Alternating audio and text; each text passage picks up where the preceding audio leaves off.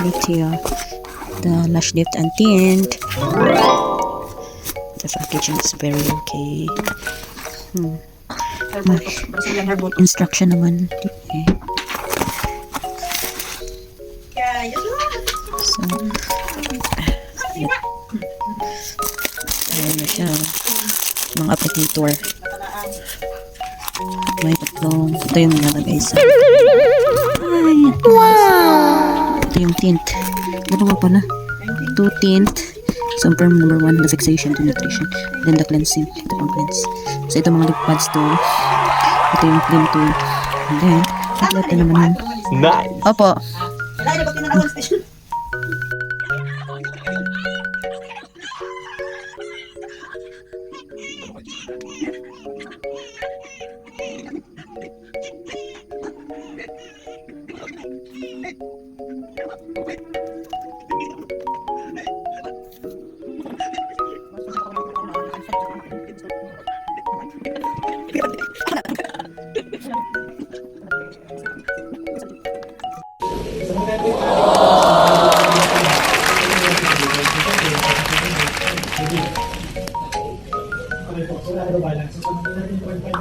Nice! Now everyone, ituturo ko na sa inyo yung step-by-step process on how to use this product. By the way, nakita nyo, nilagay ko na yung leaf pad using the glue as well. But before doing that, kailangan nyo muna i-cleanse yung eyelid ng customer or yung paglalagyan nyo. Kasi baka may mga products pa yung sa eyelid niya para matikit agad yung glue or yung leaf pad. What I'm saying guys is to remove the dust and residual cosmetics from your eyelashes. So, kailangan malinis muna yan para madaling kumapit yung lift pad. Nice! Yes, pagkatapos yung malinis na yung eyelashes, ilagay nyo pala yung iPads. iPads pala ang tawag dun guys, yung lalagay din sa ilalim ng eyelid or lower eyelid natin. And then, pagkatapos yan, pumili na kayo ng choose a lift pad that suits your eyelashes. So, pag nakakapili na kayo ng lift pad guys, don't worry, by the way, madali lang naman i-follow yung instruction din sa set, and then may numbers naman din siya.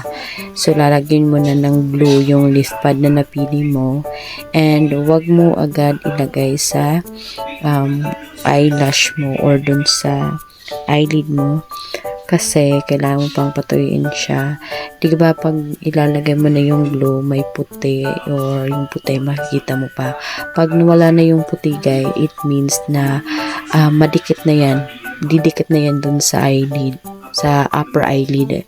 So, yun na ang time na ilalagay mo na yung lift pad dun sa upper eyelid. And then, pag nadikit na yung lift pad sa upper eyelid, nalagyan mo na ng glue ang harapan ng lift pad, and you need to wait 30 to 60 seconds, and that's the time. After 32 seconds, that's the time na ililift mo na yung eyelashes. By the way guys, yung gagamitin na pang lift dun sa eyelashes is yung parang wine na materials sa set. And then once na lift mo na, i-apply mo na yung number 1, yung pang firm. And then you just need to wait 10 to 12 minutes. Okay? After 10 to 12 minutes guys, you can remove the first product by using cotton buds. Ang cotton buds, lalagyan mo lang ng cleanser. Then after that, i-apply mo na yung number 2, which is the fixation. And again, wait 10 to 12 minutes. Then after 10 to 12 minutes na naman, i-cleanse mo na naman yung product or yung eyelashes. Again, you can use cotton buds. Gumamit ka ng cotton buds, lagyan mo ng cleanser. Then, once na-remove na yung product, and then at the same time, yung glue lalagyan mo na siya nung tint. So, as a set, may dalawang tint.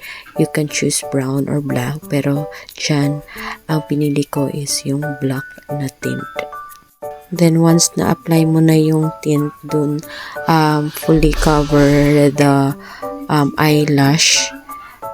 Since wala na yung kasamang pang-cover ang set, so you can use cling wrap, which is yun yung ginamit ko, cling wrap lang, or plastic na manipis, and ikakat mo lang siya, guys. So you just need to cover it for 25 to 30 minutes.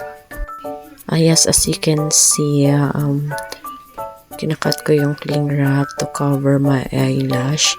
And then, mag-wait lang ako ng 25 to 30 minutes. At tingnan mo, ako lang mismo ang gumagawa. Kasi, na-try ko na ang product na ito sa ate ko, which is yung result kanina dun sa video. And then, na-try ko na din ang gantong set, same brand, but ang difference lang is wala yung tint, but the same brand lang pa rin. So, ito, literal na tiis ganda. Pero madali lang naman siya i-follow instruction guy or direction. So, while waiting sa kabila, so, ginagawa ko na din yung isang eyelash ko. The same process lang din. So, nilagay ko na yung leaf pad sa kabila. Kasi nalinis ko na yung eyelash ko or eyelid ko kanina. Yes, the same process lang guys. So, fast forward. So, din sa kabila after 25 to 30 minutes. Nilinis ko na, tinanggal ko na yung tint at saka yung leaf pad at yung glue. Dapat malinis na siya guys. After nyan, so, that's the time or the last part na lalagyan mo siya ng number 3 or the nutrition to nourish your eyelashes or yung parang pang nutrients dun sa eyelash na para siyang treatment dun sa ating eyelash para hindi masira. Wow! Yan guys, nilalagay ko na yung number 3 or the nutrition dyan sa eyelash ko. By the way, you can use the brush first para lift na lift or hindi mo umuo yung eyelashes natin. And then, I use cotton buds para mas marami yung may lalagay ko na product dun sa eyelashes. Then, once nilagyan ko na or nilagyan mo na yung eyelashes mo ng nutrition, ibabrush mo na naman uli para talagang masiguro na nalagyan lahat yung eyelashes ng product. And if you want, you can reapply the number 3 or nutrition dun sa eyelashes and then brush it.